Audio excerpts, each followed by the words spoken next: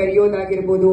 It is not easy at all ನೀವು ಮಾಡ್ತಾ ಇರೋದು. ಬಿಕಾಸ್ ಈಗ ಎಲ್ಲರೂ ನಾನು ಅವಾಗಲೇ ಹೇಳಿರೋ ತರ ನಮ್ಮ ಇಂಡಸ್ಟ್ರಿ ಬೇರೆ ತರನೇ ಅಂದ್ರೆ ಡಿರೆಕ್ಷನ್ ಹೋಗ್ತಾ ಇದೆ, ಎಲ್ಲ ಲಾಸಸ್ ಅದು ಇದು ಅಂತೆಲ್ಲ ಹೇಳ್ತಿರ್ಬೇಕಾದ್ರೆ ನಮ್ಮ ಇಂಡಸ್ಟ್ರಿಗೆ ಆಕ್ಚುಲಿ ಬೇಕಾಗಿರುವಂತ ಸಪೋರ್ಟ್ ಮೀಡಿಯಾದಿಂದ. ಸೊ ನಿಮ್ಮಂತ ಪ್ರಿಂಟ್ ಮೀಡಿಯಾದವರು ಇಷ್ಟು ಕ್ವಾಲಿಟಿ ಕೆಲಸ ಮಾಡ್ತಾ ಇದ್ದೀರಾ, thank you so much for that. But ಯಾರೆಲ್ಲ ಹೇಳ್ತಾ ಇದ್ದೀರಾ ಇಂಡಸ್ಟ್ರಿ ಸತ್ತಿದೆ ಅದು ಇದು ಅನ್ನೋ ತರದಲ್ಲಿ, ನೋ, ನಾವು ಬರೀ ಪ್ರಾಬ್ಲಮ್ಸ್ ಗಳ ಬಗ್ಗೆ ಮಾತ್ರ ಡಿಸ್ಕಸ್ ಮಾಡ್ತಾ ಇದೀವಿ, ಸೊಲ್ಯೂಷನ್ ಬಗ್ಗೆ ಯಾರು ಡಿಸ್ಕಸ್ ಮಾಡ್ತಾ ಇಲ್ಲ. ನಾನು ಆವಾಗಲೇ ಹೇಳಿರೋ ತರ ಮೊದ್ಲೊಂದ್ ಕಾಲ ಇತ್ತು, ಇವ್ರನ್ನ ಹಾಕೊಂಡ್ರೆ ಮಾತ್ರ ಸಿನಿಮಾ ಓಡೋದು ಅದು ಇದು ಅನ್ನೋ ತರದಲ್ಲಿ.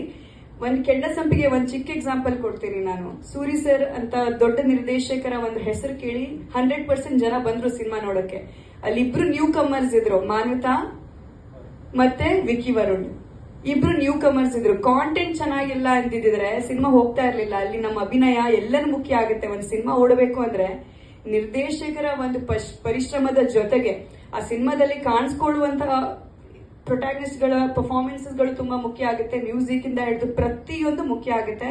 So it is not one man show any more. So ಸಿನಿಮಾದಲ್ಲಿ ಕೆಲಸ ಮಾಡುವಂತಹ ಪ್ರತಿಯೊಬ್ಬರ ಕಾಂಟ್ರಿಬ್ಯೂಷನ್ ಮುಖ್ಯ ಆಗುತ್ತೆ. ಐ ಥಿಂಕ್ ಇದು ಒಂಥರ ನಮಗೆ ರಿವೈವ್ ಆಗುವಂತಹ ಒಂದಿದು, ಅಂದ್ರೆ ಎಲ್ಲರ ರೋಲ್ಸ್ ಗಳನ್ನ ಅರ್ಥ ಮಾಡ್ಕೊಳ್ಳುವಂತ ಸಮಯ. ಸೊ ಐ ಥಿಂಕ್ ನಾವು ಒಳ್ಳೆ ಇದರಲ್ಲೇ ಇದೀವಿ. I think